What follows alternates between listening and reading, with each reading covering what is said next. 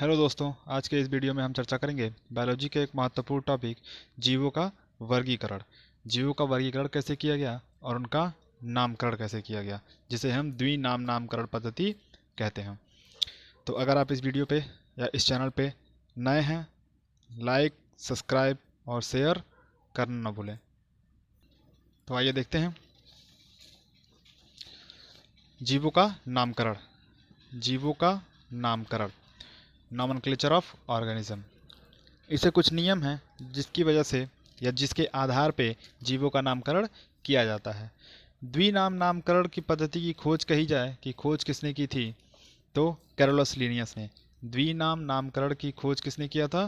Carolus Linnaeus नामक वैज्ञानिक ने। और जीवों का नामकरण पढ़ना कैसे शुरू हुआ? तो जब भी नए जीवों के पाए जाने पर या फिर जब भी पृथ्वी पर नए जीव पाए जाते थे तो उनका वैज्ञानिक नाम रखना ही क्या कहलाता है? नामकरण कहलाता है। क्लियर है? अगला पॉइंट है, इसके अनुसार हर व्यक्ति प्राणी के दो नाम होते हैं। वो हर व्यक्ति हो या प्राणी हो, उनके क्या होते हैं?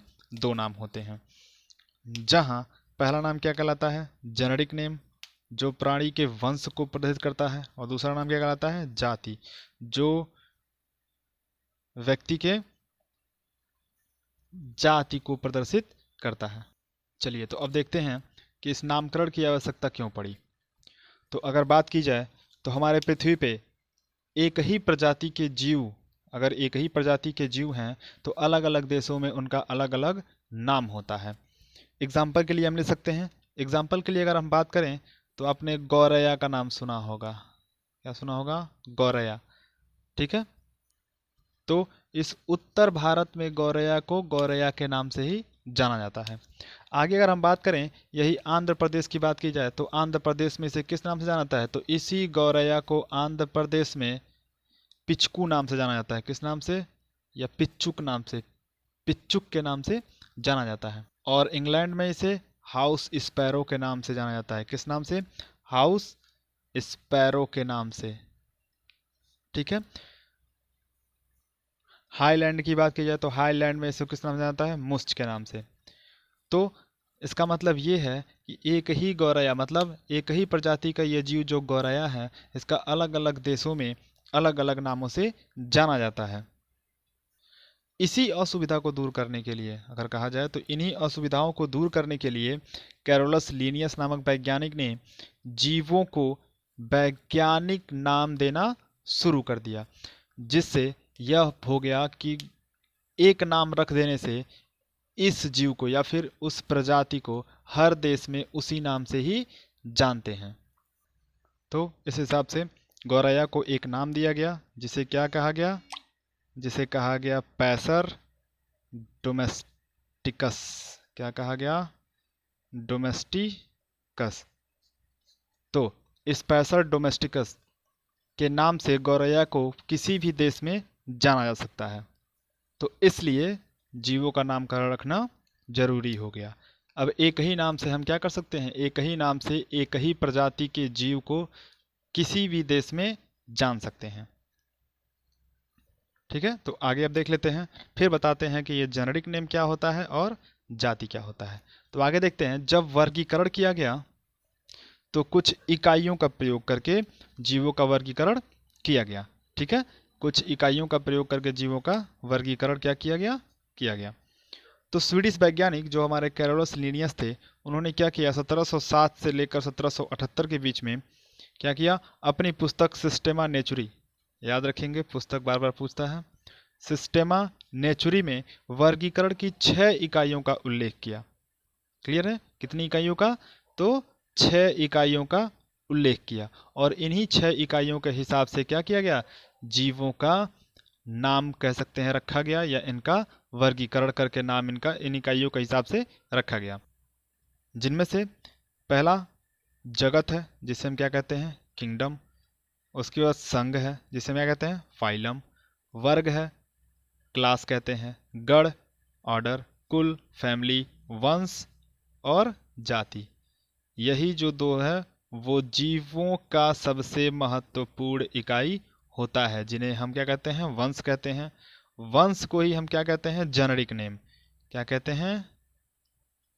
जेनरिक नाम, ठीक है। और जाति जो होती है वो जाति ही होती है, जो किसी भी जीव के जाति को प्रकट करती है।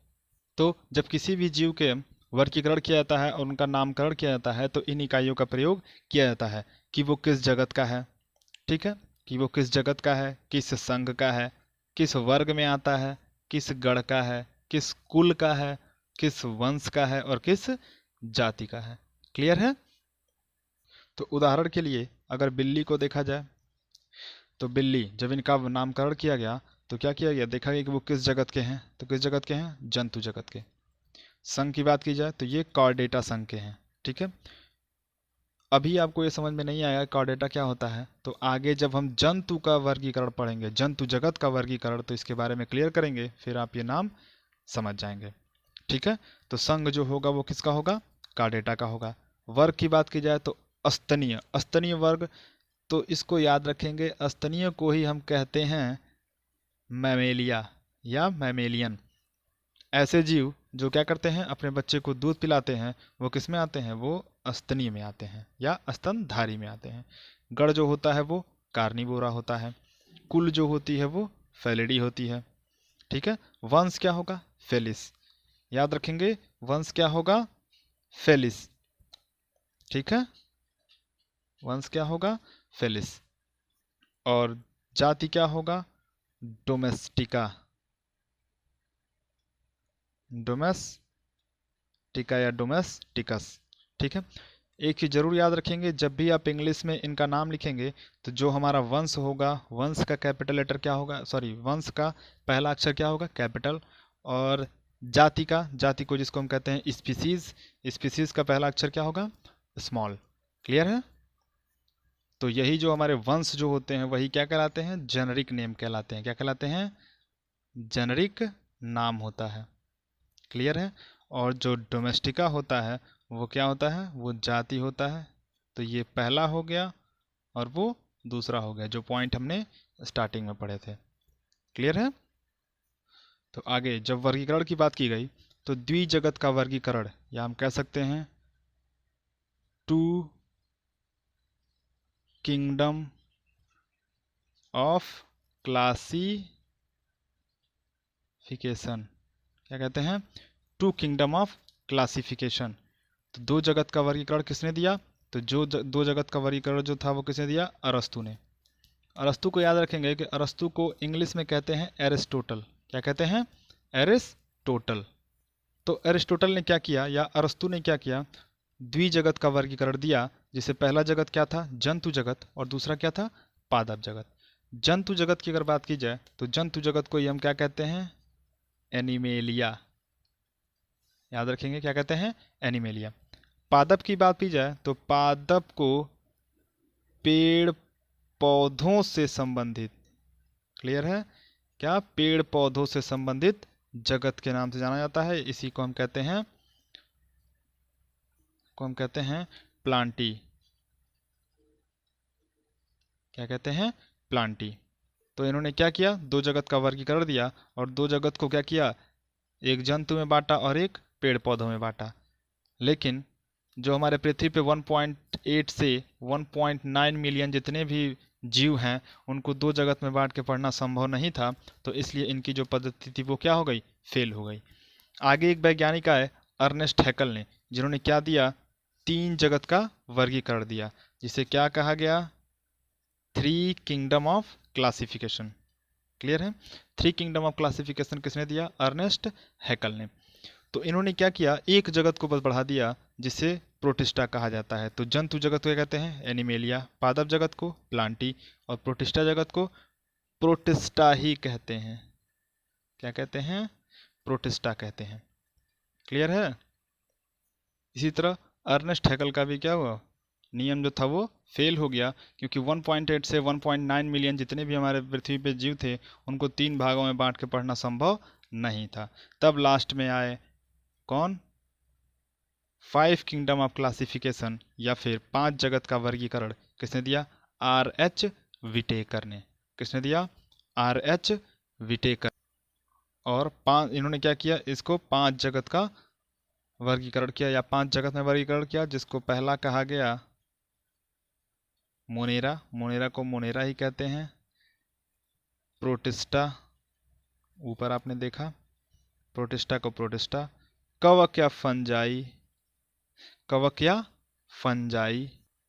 और पादप जगत को अभी आपने देखा, प्लांटी। और जंतु जगत को एनिमेलिया। क्लियर है? तो इन्होंने क्या किया, 5 जगत का वर्गीकरण किसने दिया, आर.एच. विटेकर ने। 5 जगत का नाम आप याद रखेंगे, मोनेरा, प्रोटिस्टा, फंजाई, प्लांटी और एनिमेलिया। उम्मीद है कि आपको ये सब समझ में आया होगा। ठीक है, तो आज के लिए इतना ही। आगे की जानकारी के लिए मिलते हैं अगले वीडियो में। तब तक के लिए आप इस वीडियो को लाइक करें, शेयर करें, सब्सक्राइब करें। ठीक है, थैंक यू।